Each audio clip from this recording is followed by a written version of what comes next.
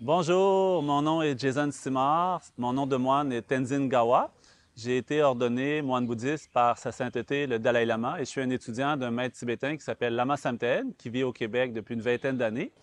Donc, je suis présentement à Bodh Gaya. Bodh Gaya, c'est un lieu qui est situé dans le nord de l'Inde, près du Népal. Et c'est ici que le Bouddha, il y a plus de 2500 ans, a atteint l'éveil et que par la suite a diffusé son enseignement, ce qui fait qu'aujourd'hui, beaucoup de gens dans le monde connaissent la philosophie bouddhiste qui s'est répandue à travers le monde. Ce que vous voyez derrière moi, c'est une immense statue du Bouddha d'environ 80 pieds, je crois, qui a été bénie par le Dalai Lama en 1989. Donc, aujourd'hui, j'avais le goût de vous parler un petit peu du lâcher-prise, parce que le Bouddha, depuis 2500 ans, son enseignement se répand. De nos jours, on entend beaucoup parler du lâcher-prise, mais pourtant, le lâcher-prise, c'est quelque chose que le Bouddha a enseigné il y a très longtemps. Donc, dans l'enseignement de la philosophie bouddhiste, quand on parle de lâcher-prise, qu'est-ce que ça veut dire? C'est de justement lâcher la prise qu'on a, l'emprise qu'on a. L'emprise qu'on a sur quoi? Sur le moi, ce qu'on appelle des fois l'ego aussi en termes plus communs. Donc, cette prise-là qu'on exerce sur un moi. Dans l'enseignement bouddhiste, il y a deux aspects à cet ego-là sur lequel on maintient une emprise. Il y a un aspect qui est un sentiment, qui a un moi réel, indépendant, autonome. Et il y a aussi un autre aspect de cette emprise-là qui est de chérir ce moi-là comme pensée qui est plus important que les autres, qui est plus précieux que les autres personnes que nous. Donc, dans l'enseignement bouddhiste, quand on veut travailler sur le lâcher-prise, on doit travailler de deux façons. Une façon, c'est par un aspect de la voie qu'on appelle la méthode, et l'autre façon, c'est par la sagesse. De la façon de la méthode, ce qu'on fait, c'est qu'on développe l'amour et la compassion pour l'ensemble des êtres, ce qui va faire diminuer notre sentiment que le moi est plus précieux, plus important que les autres.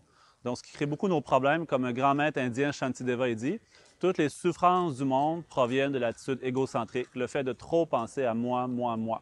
Donc, le fait de s'intéresser aux autres, développer une attention altruiste d'amour et de compassion, c'est ce qui diminue ce sentiment exagéré de penser que le moi est plus important que les autres. De cette façon-là, on travaille sur lâcher prise. Et l'autre façon, c'est par la sagesse, l'autre partie de l'enseignement du Bouddha, la voie de la sagesse. Et cette pratique-là, en fait, c'est de comprendre que on est sous le pouvoir de l'ignorance, de l'illusion, de croire qu'il y a un moi qui est réel, autonome, indépendant, qui existe de façon inhérente.